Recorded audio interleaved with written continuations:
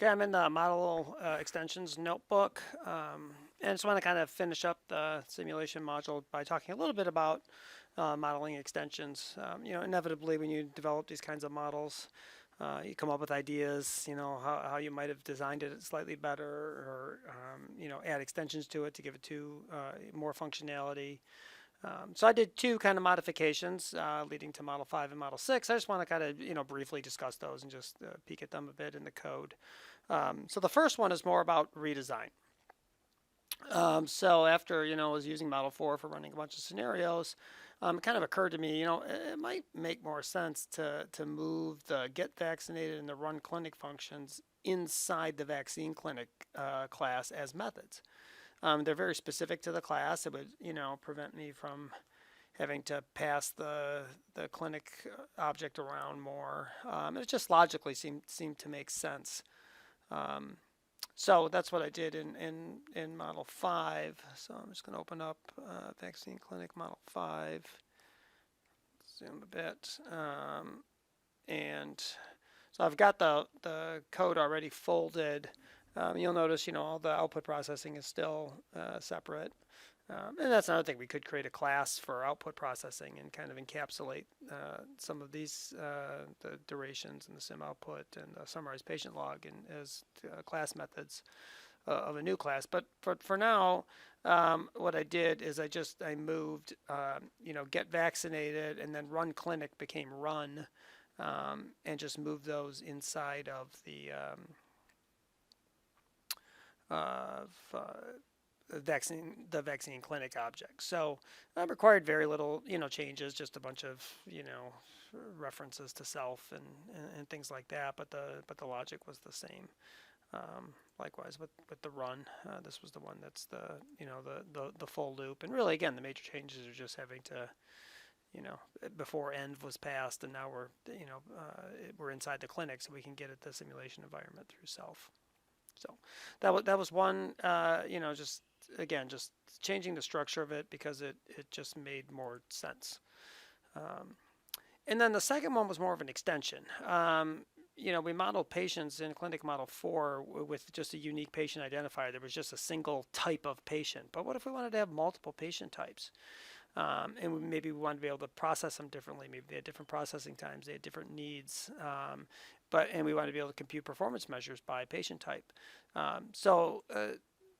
This certainly suggests, and I do a lot of healthcare modeling. I almost always create a patient class. I purposely kept our first model simple by just having one class, the vaccine clinic. But it almost always makes sense to have some sort of class related to, kind of the key entities. And really the main motivation for this was I wanted to be able to handle two different patient types in the sense of having walk-in patients that arrive according to a Poisson process at some mean rate, but also those with scheduled appointments. During the recent COVID-19 vaccine rollout, there were clinics who definitely used an appointment system where they would, every 10 minutes, 15 patients would be given the same appointment time, and you'd have blocks of patients kind of showing up. And of course, patients don't show up exactly when they're scheduled, but this at least gave, a way of kind of smoothing out the inflow of patients. So I did that in Model 6. So I'll open up Vaccine Model 6. So the big changes are, first of all, I had to actually, implement a patient class. And right now I just have two attributes, the patient ID, which is the same as it was before, just an integer, and then an appointment type that was either walk-in or scheduled. And then I overrode this _ stir method, so that if you try to print out the patient object, it ends up just returning the patient ID.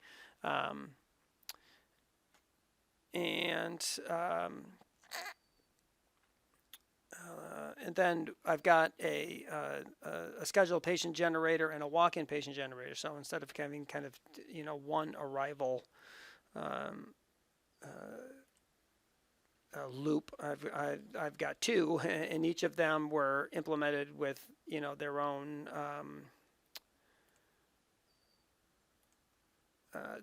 kind of loop.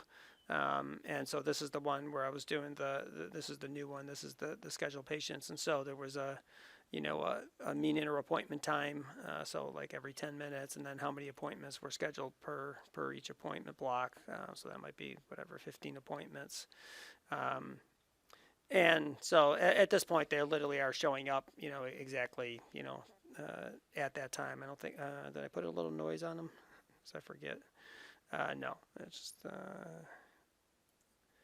right. So they're literally showing up at that time, and so now I've basically have a second loop. I've got an outer loop, that keeps generating inner arrival times, and then within that, I have to generate a whole block of patients, and you can see, inside this loop, this is literally where I create a new patient instance using our patient class, and then I go ahead and send that patient to get vaccinated. And we in Model 5 we moved get vaccinated as a method inside the clinic. So that's how we kind of added a second arrival stream. And then the walk-in patients, it's the same. It's still a Poisson process for the walk-in patients, and it's just that they have their own generator now, so this just will create those patients. And then if we go down to the main function, let me expand that.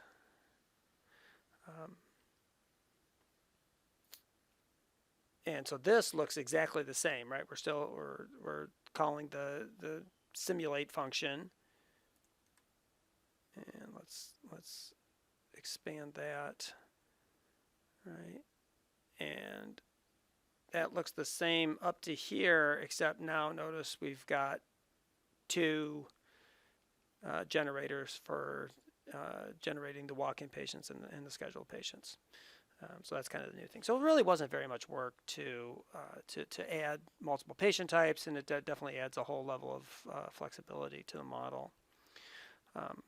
And I hope, as we end this, that you kind of get the sense that, building simulation models definitely has elements of art and craft to it. And the more models you build, the better you get at it. You make better design decisions based on the goals of the project. It's really different to build a model that you're going to, use one time for a very specific purpose versus architecting a very general model for long-term use in numerous projects. So I hope you have gained a little bit of appreciation for kind of this art of model building. Well-crafted simulation models are extremely valuable, and I always like to show this example. This is known as the NS3. Before that there was NS2, but it's a discrete event network simulator. So it's designed for people who do research into computer networks, internet kinds of things, various communication protocols, and it's been around for, I believe, decades. Under the hood, it's C++, and an entire ecosystem has grown up around this. There are network animators. In fact, on the docs page, you can find related projects. In fact, here's the old NS2, and there's a network animator package for this simulation. So, unfortunately, open source projects like this don't exist for lots of domains. You find them in the network world is probably the most common. But a lot of other simulation modeling is done in proprietary languages, and there's little model sharing. So hopefully the popularity and accessibility of Python will lead to projects where people build high quality simulation models that can be continually improved and built upon by the modeling community.